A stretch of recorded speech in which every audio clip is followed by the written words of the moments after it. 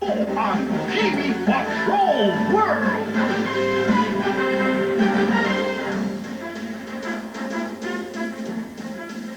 Magandang gabi, Pilipinas! Kami ang mga patrol ng Pilipino. Nagbabalita at naglilingkod sa inyo saan man sa mundo.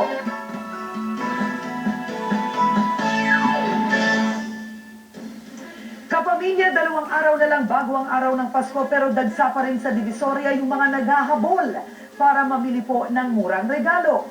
Live mula sa Divisoria, nagpapatrol Sol Aragones.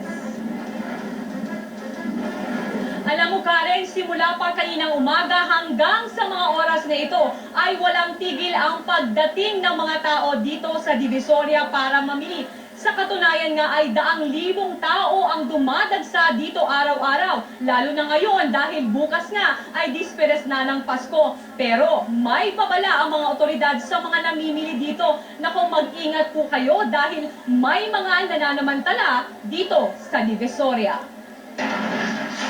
Napuno ng mga mamimili at tindera ang mga kali ng Divisoria. Siksikan at nagtitiis sila sa makipot ng mga daanan, makapamili lamang. Halos lahat kasi ng bilihin dito mura. Ang high-cut na sapatos na pang teenager na pwede ng pamasko 170 pesos lang. Ang